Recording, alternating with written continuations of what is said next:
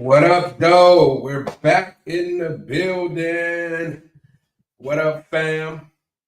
Welcome back to the Mortgage Mayhem podcast. I'm your humble host, G Money. This is where real estate meets the real world, and the money, mayhem, and madness don't miss a beat. I'm so glad to be back. I'm kind of getting off to a little bit of a late start today. Had a couple things that had to get squared away, but we here and we're ready to get to it. Shouldn't go too long today. We got viral headlines, of course, some powerful mortgage and real estate hacks, a deep dive into a company called Trustbridge Capital. One of my guys over there, his name is Ali. He's heading that outfit. Actually, we're going to have him up at some point, but today we're just going to do a deep dive on the company. Kind of give you guys some insight on who they are and what they do. So that should be great. A lot of stuff to get to today, though. 600 tariff, $600 tariff rebate checks, luxury watch status breakdown, money rules to live by, marriage fraud crackdown, Michigan 7,500 baby cash program, presidential fitness tests results, the White House trying to do a $200 million ballroom, diversity programs, again, under fire, just kind of just chop it up, So kind of let's get this thing rolling. Let's do a little house cleaning real quick, and then we'll podcast where the mortgage game meets real life, real talk, and a whole lot of chaos. We break down the deals, the drama, and the data behind the scenes of real estate finance, with a twist of street smarts, savvy, and a touch of madness. Before we dive in, here's the deal. The Mortgage Mayhem podcast is for informational and entertainment purposes only. We are not attorneys, CPAs, or licensed financial advisors, and nothing you hear on this show should be taken as legal, financial, or investment advice. Always consult a licensed professional before making financial decisions. Welcome to the Mortgage Mayhem podcast. Okay, so we got that out the way. And what we want to start off with first today, folks. Nope, don't want to do that one. Where's our boy Josh Hawley at? Okay. Anyway, all right, so Republican Senator Josh Hawley introduced legislation to provide tariff rebate checks of at least $600 per adult and child to American families. Senator Josh Hawley has introduced a bill that would send tariff rebate checks of at least $600 per adult and child to U.S. families, similar to the stimulus checks that people receive during COVID-19. This comes after President Trump said he supported the idea last week.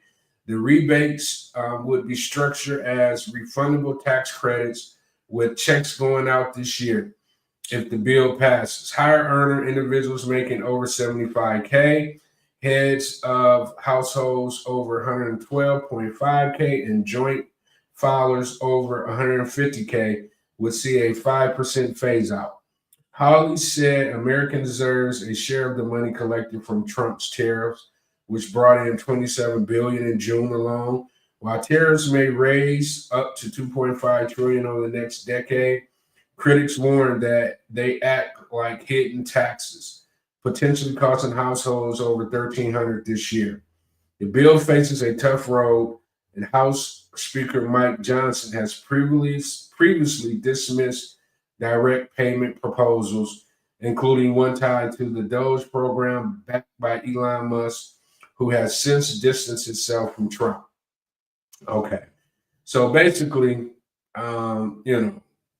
Josh is trying to, have favor with the president President's somewhat mad at him because Josh basically, was on board with, a new law for people that's in politics, that's in the White House, or, congressmen, senators, not being able to do tax, things because of insider trader.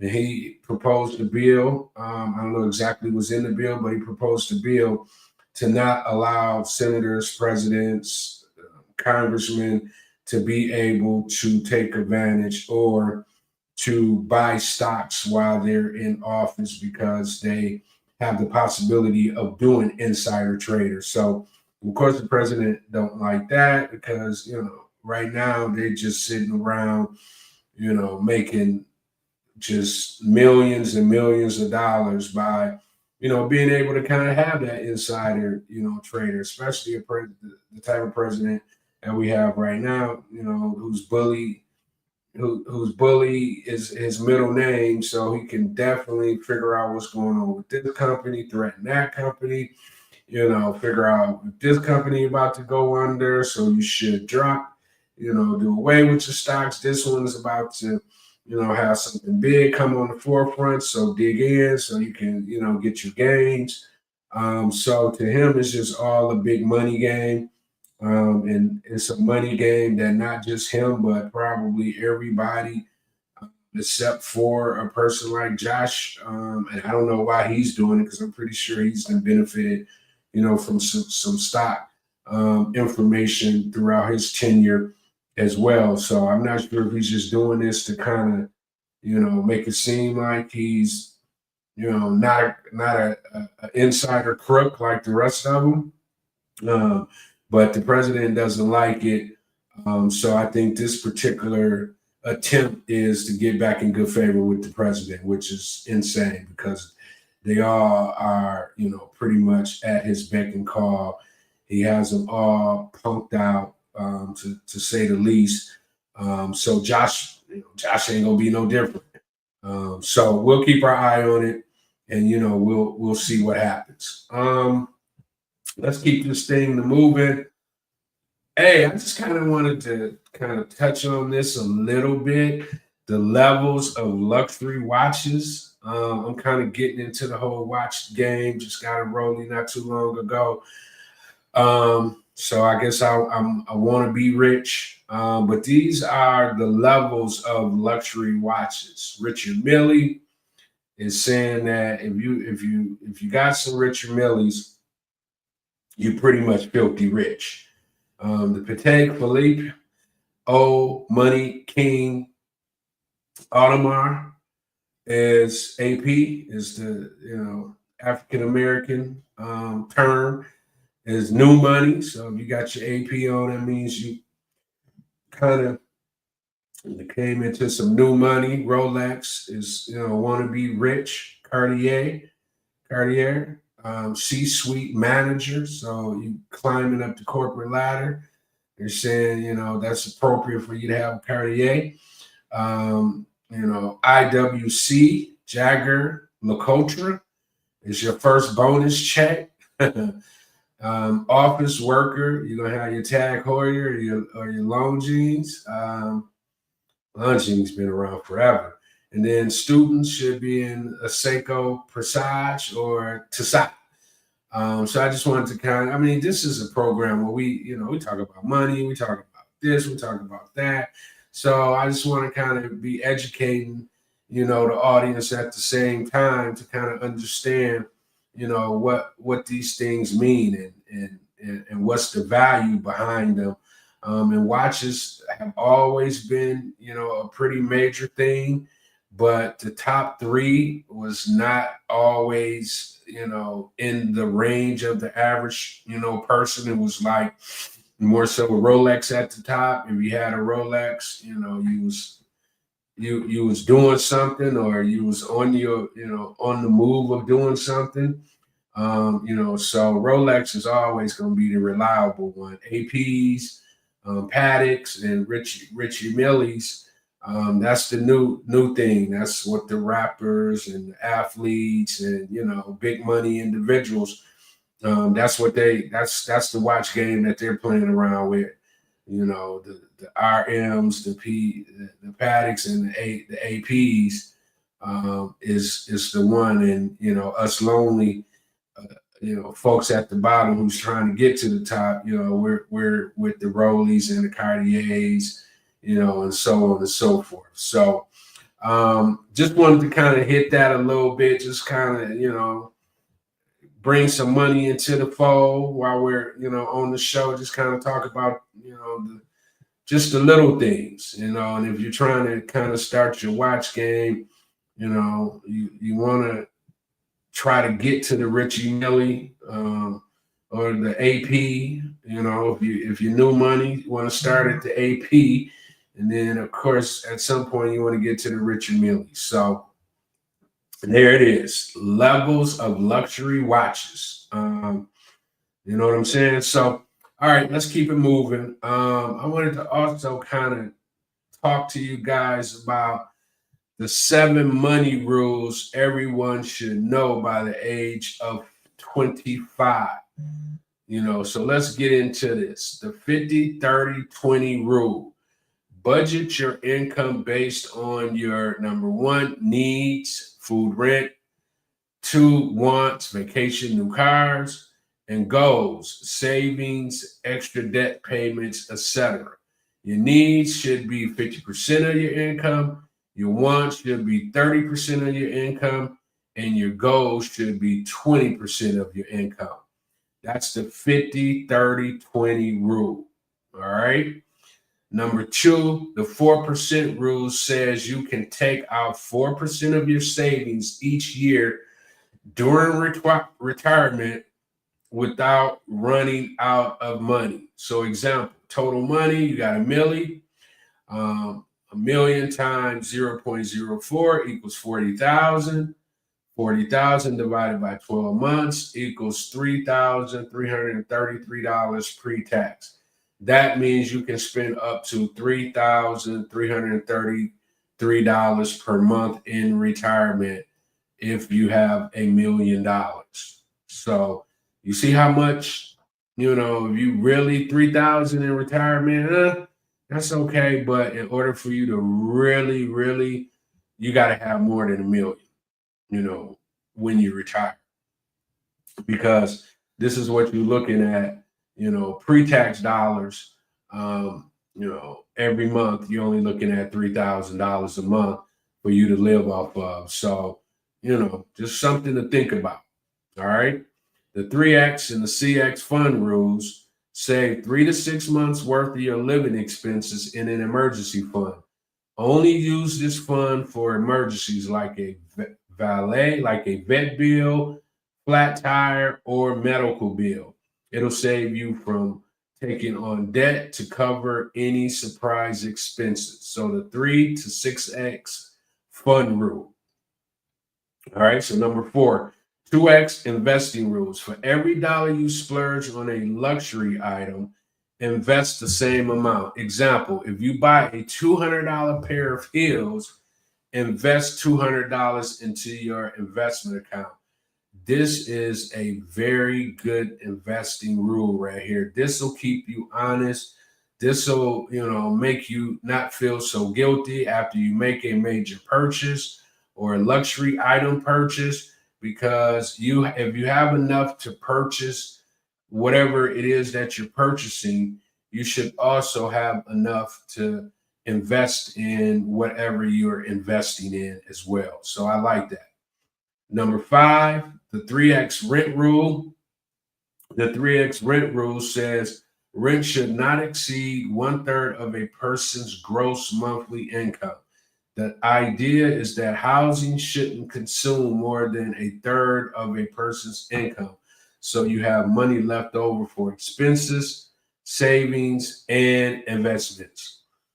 So that's the 3X rent rule. All right. 2410 rule. If you have to take a loan to buy a car, then follow the 2410 rule. 20% minimum down payment, max 4 years, max as of years the car should be financed. And then 10% of your gross income is that third piece that we can't see because sending a gift is in the way. All right.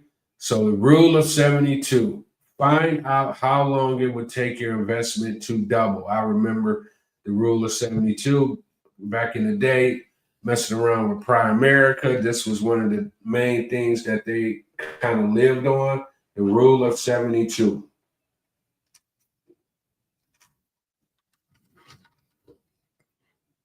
Excuse me. So find out how long it would take your investments to double.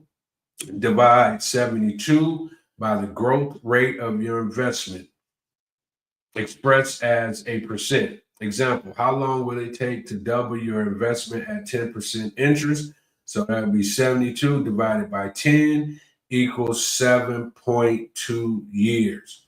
This is a great rule to follow, especially when you're young, because if you follow this rule and you start investing young and you try to be around that 10%,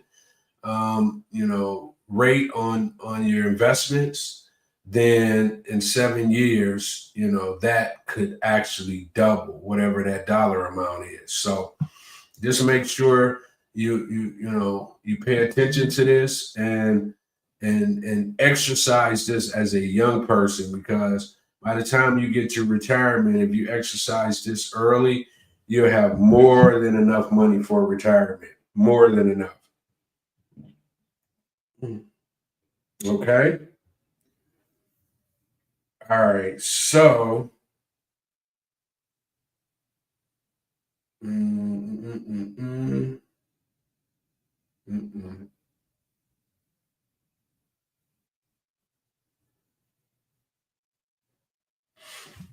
All right. While we're doing this, I'm still, doing business. So I got all kind of stuff coming through my cell phone. So if I have to dip for a second, excuse me. All right. So that's the 7 money rules everyone should know by what age? The age of 25. So this is what I mean by starting early. If you get into the game, if I knew what I knew now at 25, we wouldn't even be having this conversation. I would be more than wealthy. And, this is for the next generation of people who maybe, watching, or if I put together, some shorts and they come across the shorts, they'll get a better understanding of, how money works and the actual rules behind money. I think is important, so just pay attention, and, kind of keep these types of things at the forefront. You don't have to be young to do these things. You can practice these things as an older individual as well. But it's always better to get started early. All right. Okay. What is next? All right. Okay, so marrying a U.S. citizen no longer guarantees permanent residency in the United States, as Citizenship and Immigration Services crack down on marriage fraud. So love might be in the air, but the Department of Homeland Security is sniffing out something else: marriage fraud. If you, through marrying a U.S. citizen, guarantee a green card and a happy ending, think again. The U.S. Citizenship and Immigration Service (USCIS) just flipped the script like a plot twist in a bad romantic comedy. Now, getting married for a visa might land you in a wedding you didn't RSVP for. 5 years in prison and a $250,000 fine. And no, that doesn't include catering. A few years ago, all you needed was a decent tux, a bouquet, and a believable backstory. Today, you might need a lawyer. USCIS is cracking down harder than a jealous ex with access to your DMs. Warning signs: you're in a fraudulent marriage. Your spouse forgets your birthday but remembers your passport number. You've had more interviews with immigration agents than actual dates. Your wedding photos were shot in a courthouse, edited on Canva, and printed at CVS. Pro tip: if your honeymoon plan includes fleeing the country before your court date, it might not be true love. If your honeymoon plans includes fleeing the country before your court date, once again, it might not be true love. So before you walk down that aisle with someone who you can't spell your last name, remember, love is blind, but immigration isn't. And that's true. That is so true. So, that's pretty simple, pretty self-explanatory. They're just cracking down like they're cracking down on everything else. What's happening, you're not going to really have no loophole. You're going to have to figure out a way to be in this country legit. The days of skirting the system, the days of trying to get around, the system is pretty much over. I mean, I to be in a country like ours, I totally think, it's a dream to be here. It's the American dream to be in the United States of America. For a long time, a lot of people had skirted, the systems or the laws that we have in place in order to be here. We got to get better at, processing people to be here. But the people have to get better at doing the necessary things to be here in the country, learning English, and just following whatever immigration laws that you need to follow in order to be, eventually a U.S. citizen. So this is just, one of the other ways that people would try to take, to skirt the system by, and you hear jokes, I'm gonna marry this person, I'm gonna go into the DR, and if I could get a green card, I'm gonna bring so and so back, and it's always been somewhat of a running joke, but not really, because a lot of people do this. A lot of people do marry folks in order for them to get a green card, and then next thing you know, they're no longer together. So this is not just made up. This is the for real deal. And now, with everything being so focused in on immigration, all the little things that people used to do to kind of skirt the system, they're tightening up, and they're, letting you know, which is a good thing, because you need to know. You don't want to put yourself in a situation where you're trying these antics and, what did they say? 5 years in prison and $250,000 fine. You don't want no parts of that. So, once again, if you're going to be here, figure out the way to be here legally, because if you're not doing it the legal way, then you're putting yourself in all kind of jeopardy, jail time, money, where you might have to relax in your country and then figure out what steps you need to take to get away from whatever troubles you're having in your country, or if you just want to come to the U.S. so you can also experience the American way, the American dream, you got to take the necessary steps, because this administration has come in and turned immigration on its head, and it's not about to be peeled back no time soon. So do it the right way, folks. All right. Okay, let's keep that thing moving.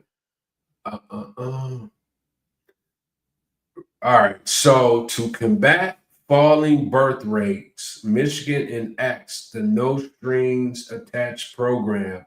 States give new mothers $7,500 for the first year with no limits on how money is spent on income to qualify. So Michigan Cash program for new moms could inspire national change. Michigan RX Kids program gives new and expecting mothers up to $7,500 and no strings attached cash support over their baby's first year.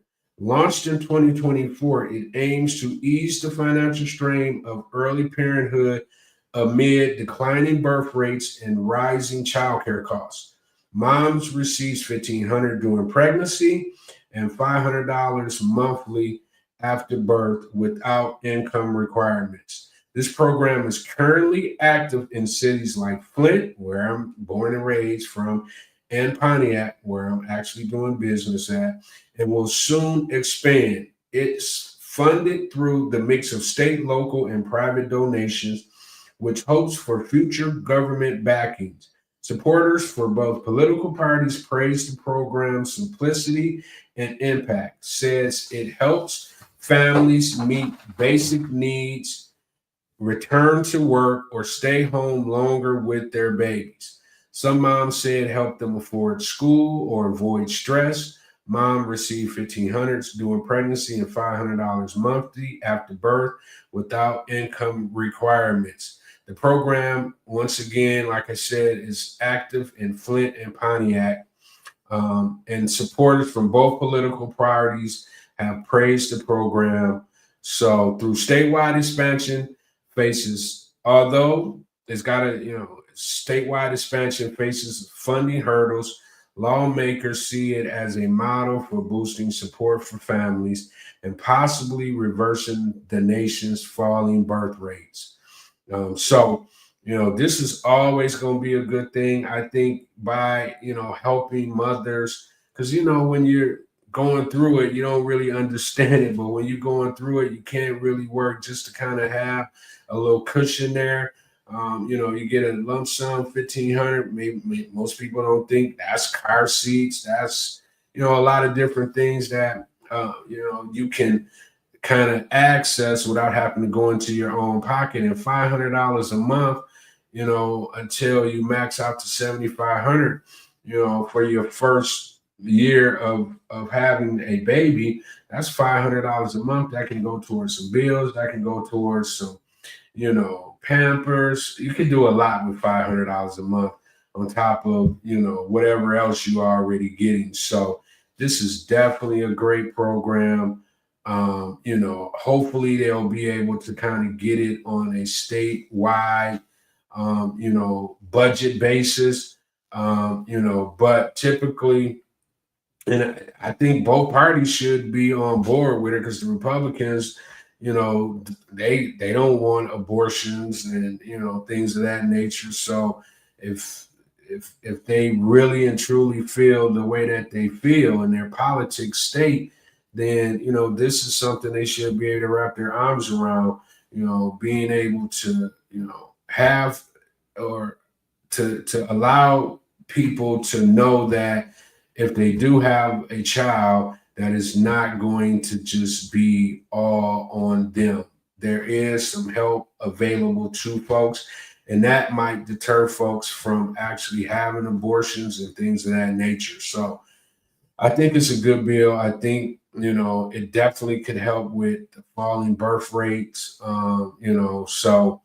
and then, Caucasians, they feel like brown and blacks, or just brown people are kind of taking over as far as having babies and things of that nature. And they're kind of doing everything in their power to kind of slow that.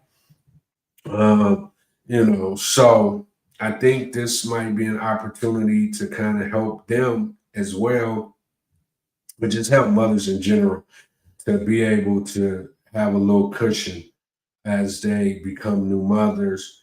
Maybe, postpartum may kind of go down a little bit as well. So just one of those things I think is always, a good thing. And, if it can help, the mothers, and then in turn, the mothers are able to be more attentive to the newborns, I think it's a great thing. So we'll keep our eye on it. I'm right here, so I'll be able to kind of see if it, kind of goes to the next level and the government gets involved and it becomes something more permanent. All right. Okay. So let's keep it moving. All right. So ain't a lot that I'm liking that the president is doing. I must be honest. I think his pettiness, I think his lying is just above board.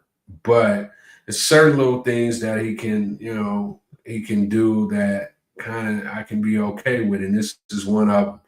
The president signs executive order reviving presidential fitness tests for students. So the president signs executive order reviving the presidential fitness test for student kids in America's public schools will soon be lacing up their sneakers for the presidential fitness test as the president announced its return Thursday. More than a decade after it was discontinued, Trump signed an executive order that would expand the Presidential Council on Sports, Fitness, and Nutrition and bring back the presidential fitness test in public schools. I'm going to just be honest with you. I just recall and I just remember back in the day, you would get like the gold badges, the yellow badges, or, the gold badges or the silver badges, and then the brown badges. And people used to really take it serious. And I mean, we used to have to climb the rope.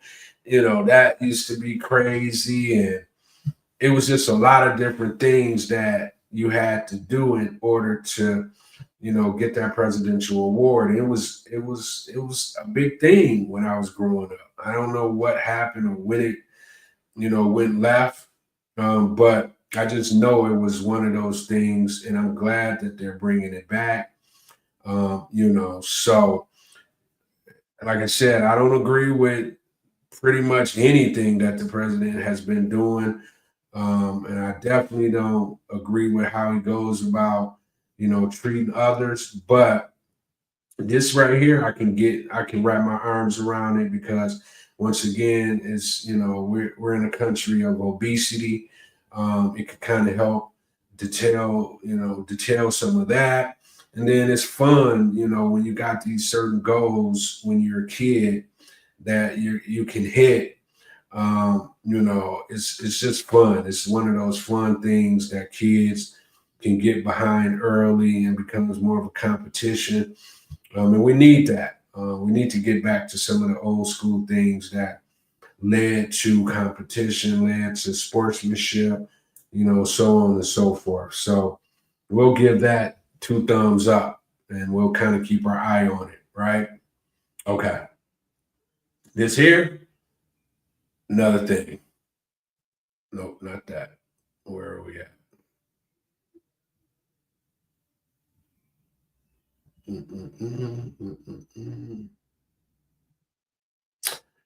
Interior photos of the $200 million White House ballroom.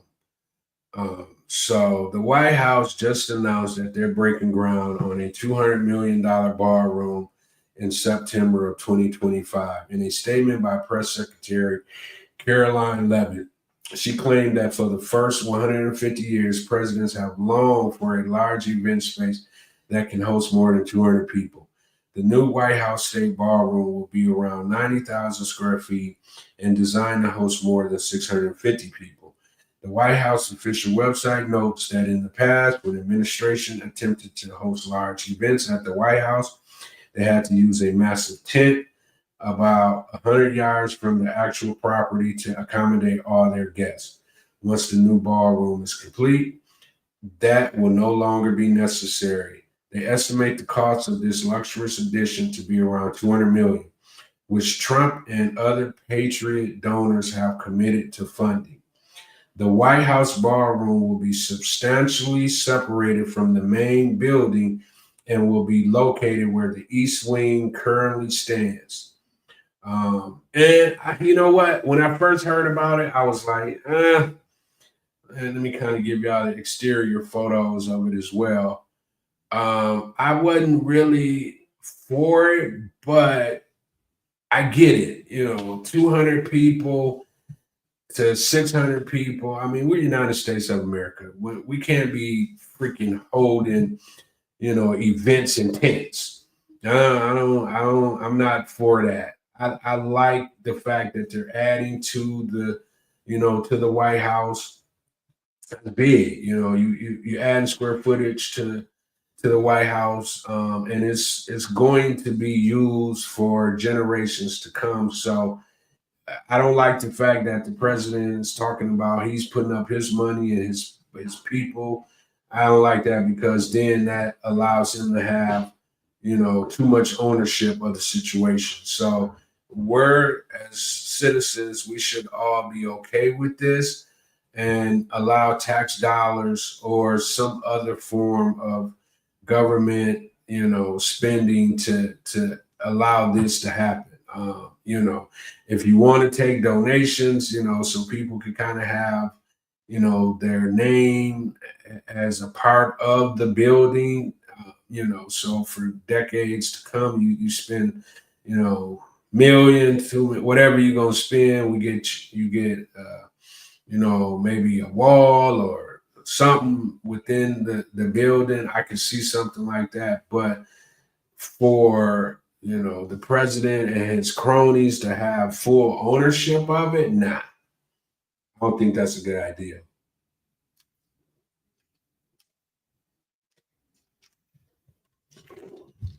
So we'll keep our eye on it, and we'll kind of. I get folks saying we can spend that money somewhere else, but come on, guys, we can't be having we can't be serving, having different dignitaries coming from all over the world, and we don't have a proper place to hold events for those individuals, and a tent to me is just so ghetto. So I'm okay with this. I'm okay with this. I'm not okay with how they're talking about paying for it, but I'm okay. Any other thing outside where if, folks want to put their money together to make something happen, I might be okay with it. But this is something permanent, and this guy, and with his pettiness, I can't even imagine him getting upset. And next thing you know, he's trying to, do something to the building because he's, in worst case scenario, him just bragging about it. I spent 200 million of my own money to make sure that we had a White House ballroom. I can hear it from a mile away, and nobody wants to hear that. You know what I'm saying? So, yeah, we'll keep our eye on it. We'll see what's up. All right, let's keep it moving. Okay. This was crazy. So the president fires the Bureau of Labor Statistics Commissioner hours after agency reports sharp slowdown in the U.S. job growth. So hours after the agency reported weaker than expected U.S. job growth, the BLS announced a gain of 73 non-farm jobs in July, falling short of market forecasts and revised job growth figures from the previous 2 months downward by a combined 258,000. Trump announced a firing on Truth Social, Sotaki, calling Mech and Tariff a political appointee, and stated the need for accurate job numbers. The announcement coincided with market downturn, including a more than 500-point drop in the Dow Jones Industrial Average and a decline in Treasury yields. So, come on, dude. Let the bars be the bars. Let strikes be strikes. You can't be. I don't get. This is the one thing I get. I mean, the president is older and he's so white privileged to the point where he just thinks he could just play in our face, but he really can't. I mean, because we all see and understand. Like, bro, these are the numbers. Don't be trying to make us think that all of a sudden all these years nobody's said anything about the numbers, you including you've been all good if the numbers look the way you kind of need them to look, and when they come in not looking the way you want them to look, all of a sudden it's cheating going on. They're doing this because of you. This guy is the most thin skinned, the most, I can't even really put my fingers on it for real, but I just ain't never seen somebody so thin skinned and so wanting to fake like he's the perfect individual, the perfect, everything I do is perfect. That's like white privilege at its finest. And I don't rock with it. It doesn't make a whole lot of sense. And it's like you playing in our face. We know exactly what's going on. This is not 1950, 40, when folks wasn't really that educated. It wasn't a lot of mediums for us to get information and really understand what's the truth. It wasn't no Google. It wasn't no Chat GPT. And this guy, 70, almost 80 years old, he's still like in that mind frame. Like, I can say what I want to say and I can lie to until you believe my lie. It's kind of the route that it seems like he's taken. Nobody's done anything to these numbers. You know it. Bro, how do you expect to have a great economy when it comes to job when you're doing the majority of the firing? That's the crazy part. Like, bro, you didn't fire all kinds of people in the government, and that's a trickle down effect in other areas of business, private sector business. So you just think you're gonna have a glowing employment number when you've done that? You've had Elon take a chainsaw, literally brought a chainsaw to an event and was just in there talking about, we're cutting. Come on, bro. It's just too much. You know what I'm saying? It's just too much. So we know it. We know what's going on. He's gonna try to put somebody else in there. They're going to be trying to do some slick stuff. We're going to find out that that's what they're doing. He's going to try to fight us to say, no, that's not what they're doing, when we all know that that's really what they're doing. He's going to try to make the numbers work for him so he can run around acting as if he's had the best economy for out of anybody ever. You know how he do it, the best ever.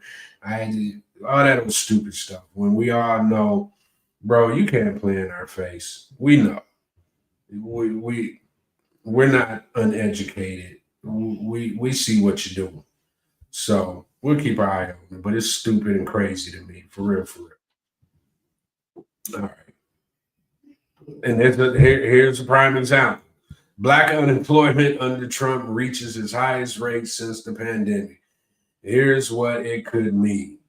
All right. The black unemployment rate hit its highest level since the pandemic in 2021. According to the latest job report released by the U.S. Department of Labor, researchers and experts tell the griots that uptick is due to President Trump's economic policies, including tariffs and his anti-DEI agenda, which has resulted in thousands of federal workers losing their jobs.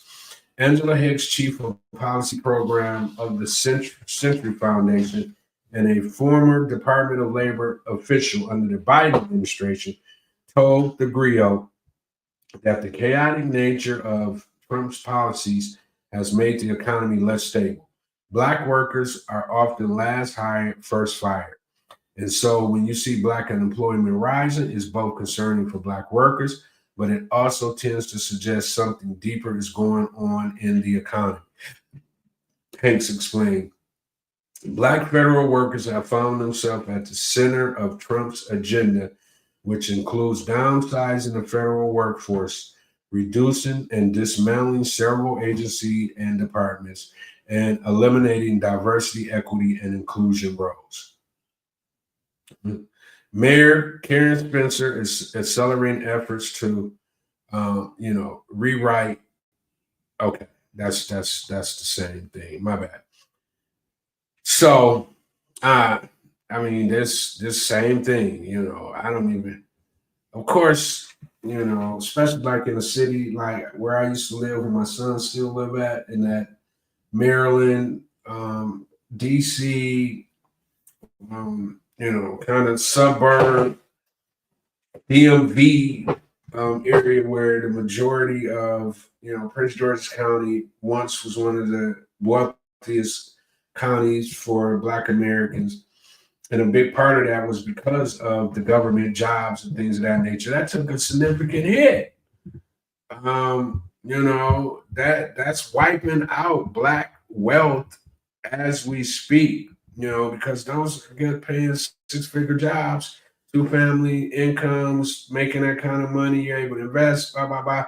And I just think they kind of got, since they're so close to that area, they got a chance to kind of peep into, how good Black folks are doing in that area. And they didn't like that. They didn't like that at all.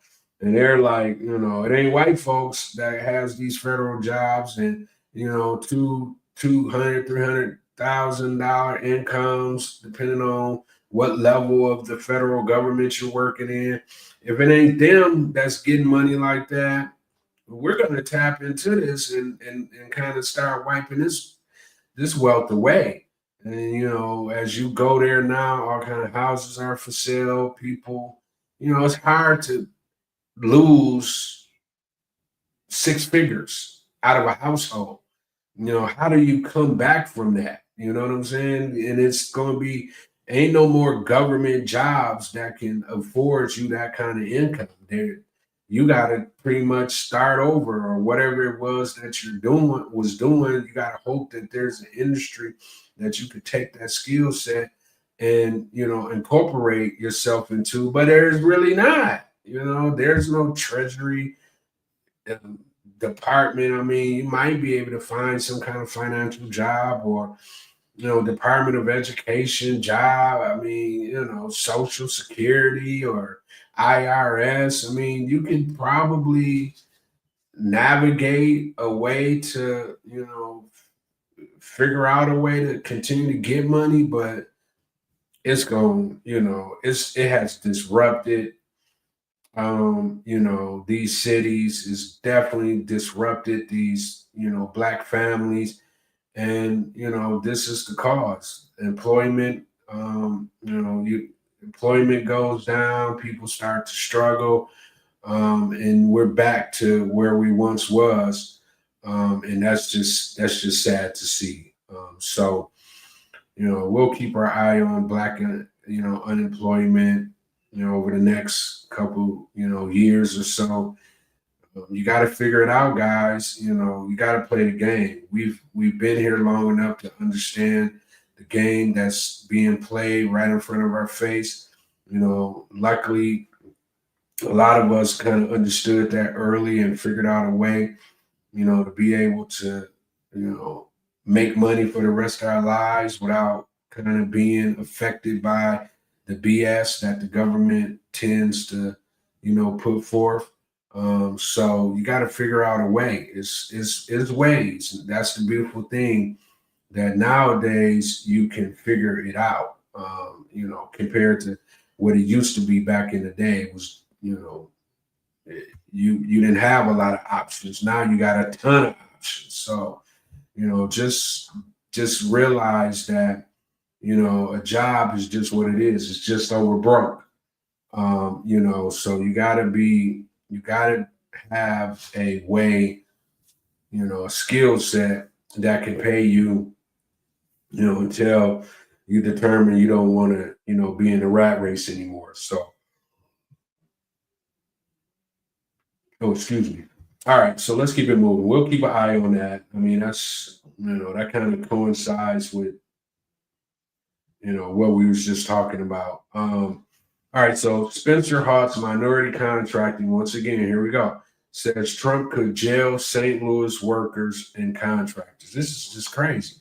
The mayor, Karen Spencer, is accelerating efforts to rewrite city minority and women-owned contractor rules, saying the Trump administration has threatened grant cuts and prosecution in cities with such programs. In a letter to businesses, contractors, and residents released on Saturday, Spencer said the city will stop on Monday issuing new construction contracts that triggered the rules and move immediately to redo city laws that govern minority participation. Otherwise, she said the U.S. government could start clawing back the city's federal grants, assess civil and criminal penalties, and even target city employees and contractors. Moreover, she said it could threaten the city's recovery from the May 16th tornado that tore through North St. Louis. Unlike other communities, these changes threaten federal funding the city is actively fighting to secure, she wrote. The announcement marks the latest blow to a decades old city program. Officials have already stopped certifying businesses to participate in the program and privately pitched a race neutral replacement promoting small businesses. Yeah, they just out here wilding. They just out here playing in our face, just I don't know. They're looking at it from a perspective of we're gonna give everybody equal access, but we already know what's going to end up happening. That's why DEI was actually permitted in the first place, because we thought that could actually happen, and it ended up,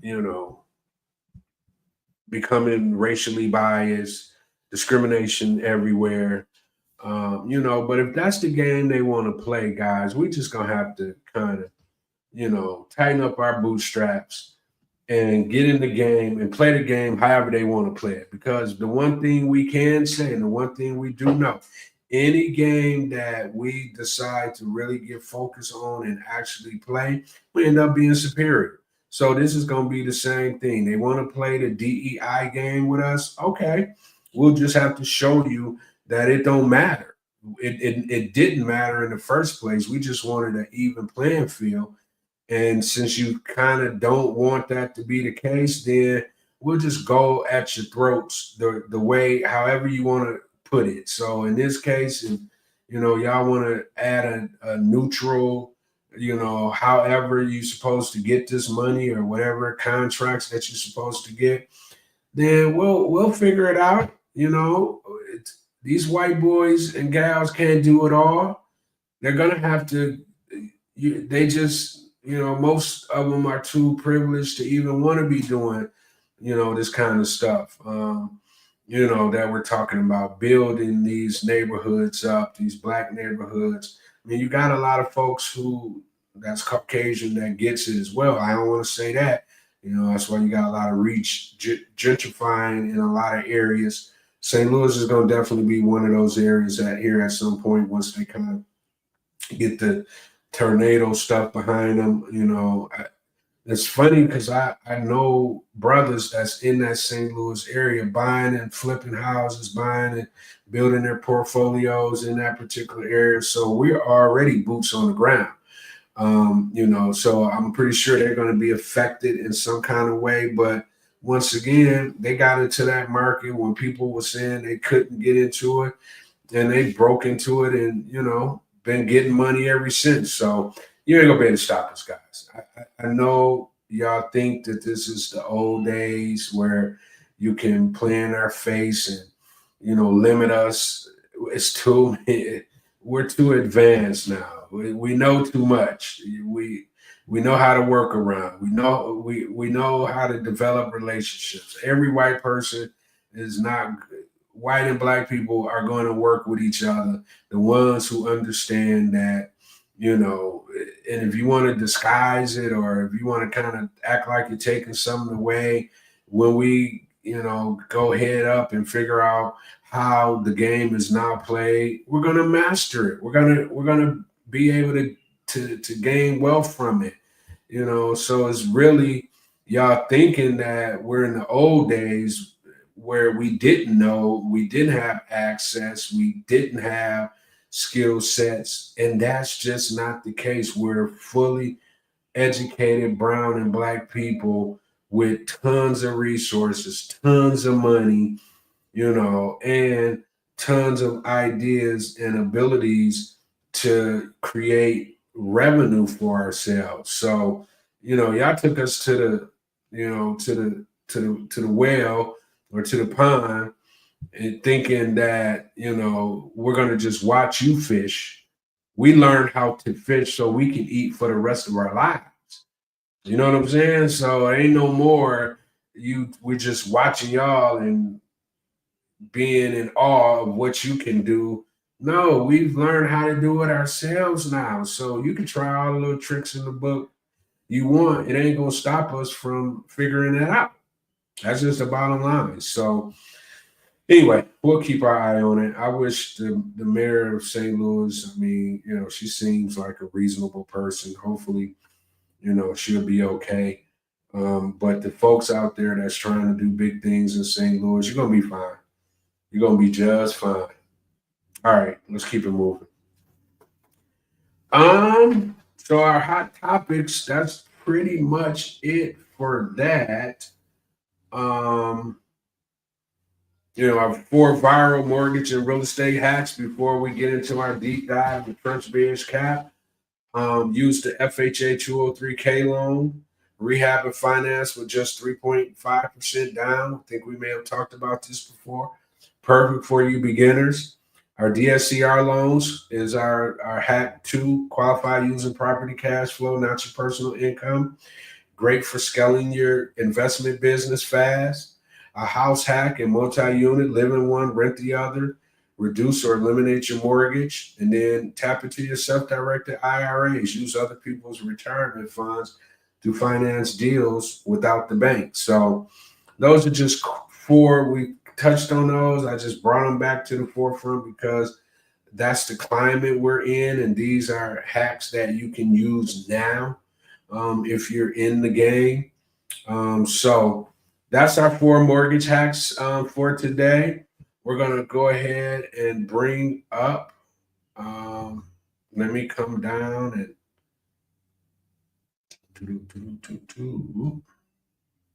okay.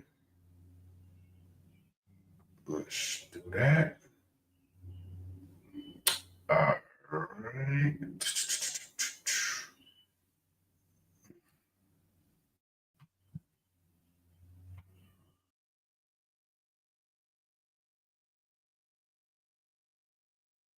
There's that famous quote, people often say it's Andrew Carnegie, the industrialist, that 90% of all millionaires become so through owning real estate. Right. It's a really powerful idea for a lot of people. Totally.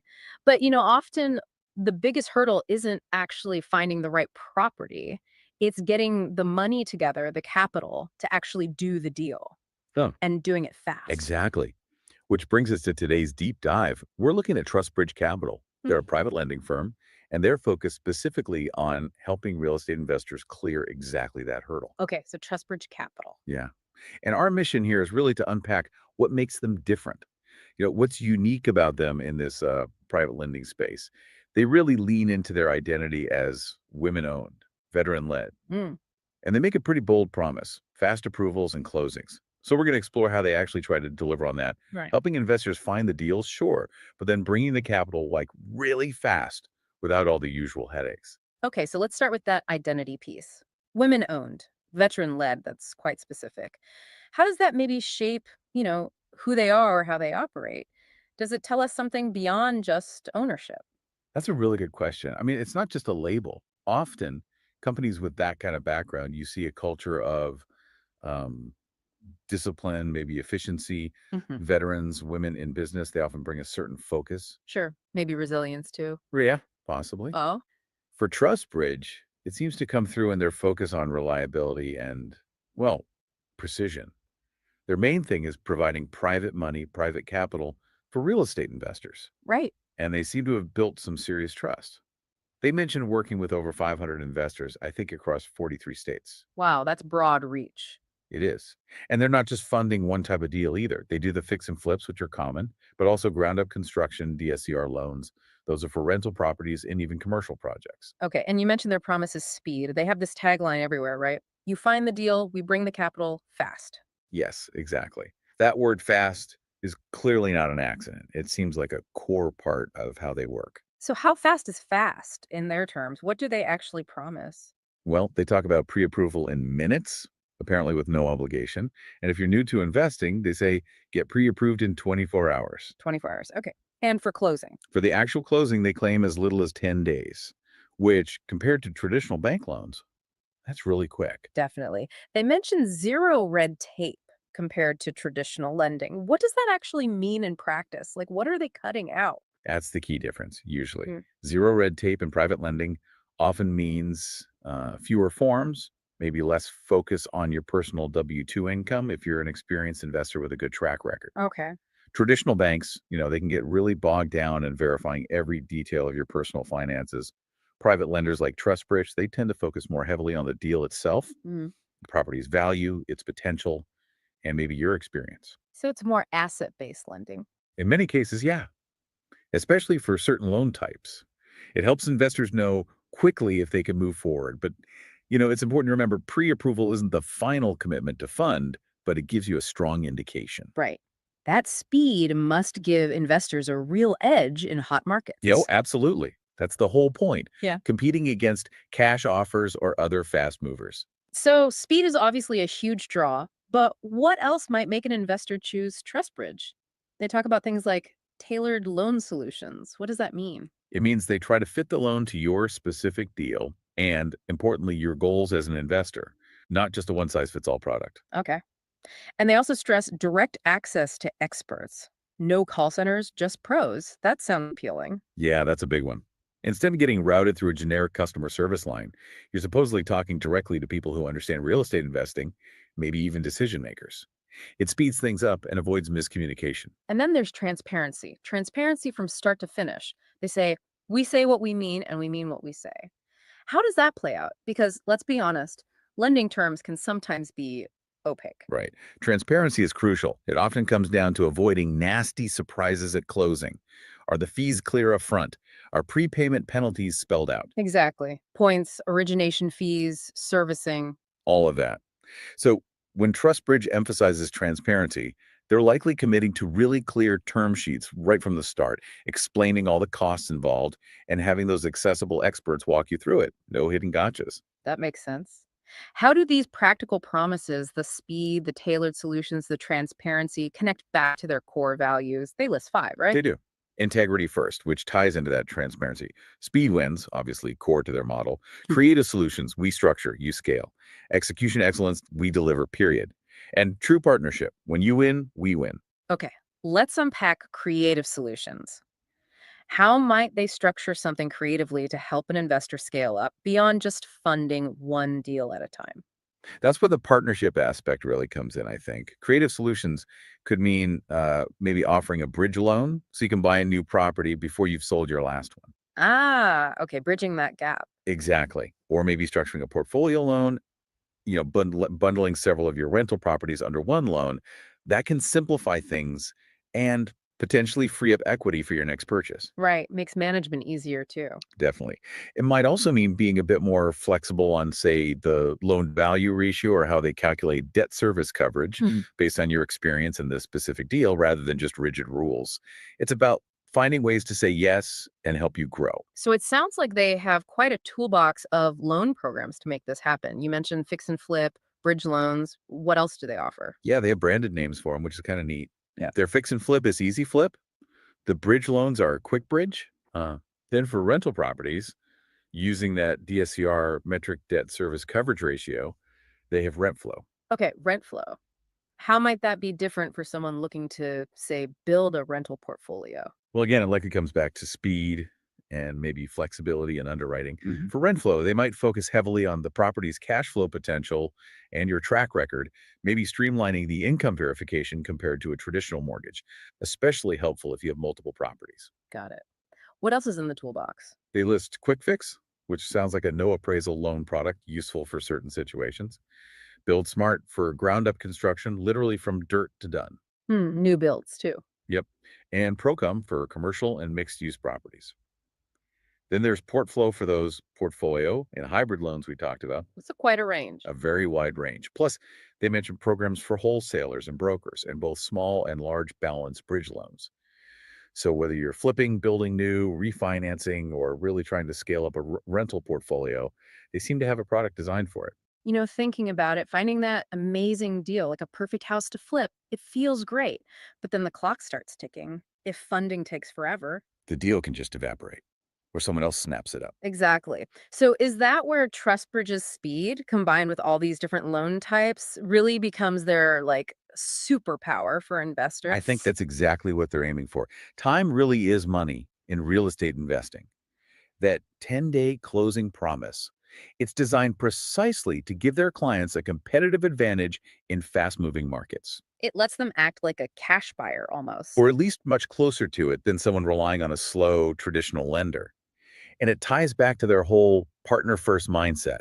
They explicitly say, your success drives ours deal after deal. So it's not just transactional, one loan and done. That's the message. They talk about providing a dedicated team that actually knows real estate, gives fast answers, clear guidance. The goal seems to be helping you, the investor, scale faster and invest smarter. They want to think like an investor alongside you. Okay, so wrapping up our deep dive on Trustbridge Capital, what we've seen is a private lender really emphasizing number one, speed, then tailored loan solutions designed for different investor strategies. Right. And a commitment to transparency throughout the process, No. plus that wide range of loan products we just discussed. Easy Flip, Quick Bridge, Rent Flow, and all the others. All under that banner of being women owned, veteran led. Exactly. And, going back to that Carnegie quote about real estate and wealth, Yeah. it makes you think, doesn't it? For you listening, how could partnering with a specialized financial player like Trustbridge actually change your approach to investing in real estate? What kind of support beyond just the money is most critical for hitting your specific goals? Mhm. Is it the speed, the flexibility, the expert advice? That's a great question to ponder. It's not just about the capital, but the right capital partner. Precisely. And for anyone whose interest is piqued and wants to look deeper into Trustbridge, they do mention resources on their site, like a funding roadmap or specific ways to apply online. Yeah. Or you can just reach out directly. Right. They list their contact info pretty openly. You can call or text them. The number is 646-516-4222. Okay. Email is sales@trustbridgecap.com. That's trustbridgecap.com. Or they even list a physical address in New York City, 307 West 38th St. 16th floor, #1013. Good to know they have options for reaching out.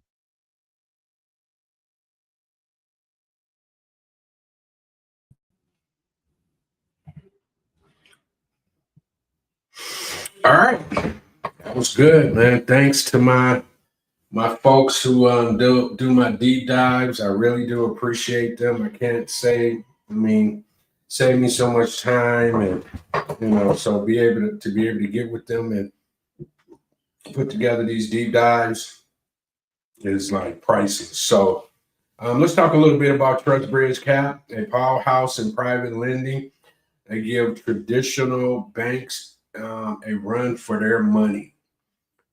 They specialize in quick closing, flexible loan products, create a financing structure for investment who needs speed and strategy.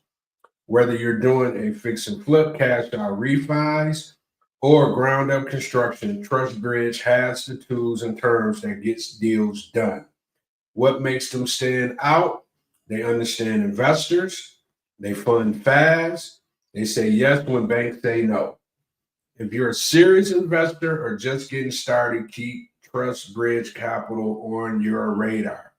They might be the missing link in your funding strategy, right? All right, so that's going to be it for today's fire episode of Mortgage Mayhem. If you learned something today, share it. If something made you mad, talk about it in the comments. If you're ready to level up with your real estate game, leg up. Don't forget to follow at Mortgage Mayhem Podcast on all platforms. Subscribe on YouTube. Join join. We're trying to build a community. We added quite a few new subscribers over the past month, which is great. I appreciate you all. Thank you so much. I'm going to continue to be here once a week, breaking stuff down for you guys, giving you, game hacks, the whole 9 yards, real game, breaking companies down, bringing interviews on. So, we got something big coming up in October. I'm going to have, that's going to be just great. I can't wait to do that for you guys. I've been kind of playing with it a little bit, but I just look forward to doing that, October for you guys. So, just come on, be a part of the community. I'm giving you all kind of game. You may not realize it, but when you go back and you listen and you understand all the information that I've been giving you, it's going to age well. Is a good way to put it. You know what I'm saying? From crypto financing, all kind of credit stuff, ground up construction. These are just some of the interviews that we done. And then next we're gonna have some realtors, we're gonna have some actual investors. So we got a lot going on over here for real, for real. And people, it takes a while for people to kind of catch up to the information. But I'm in this game every day, all day. So I'm going to make sure that I continue to keep feeding you what you need. But in order for me to keep doing that, let's subscribe on the YouTube channel. And let's share. And allow people to understand the movement that's occurring right in front of their face. But in the meantime, in between time, I'm going to get out of here. I appreciate you guys' time. Like I said, I love doing this, and I just can't wait to continue to build this community and, continue to keep giving you guys this good old game that I'm giving you. So with that being said, I'm out.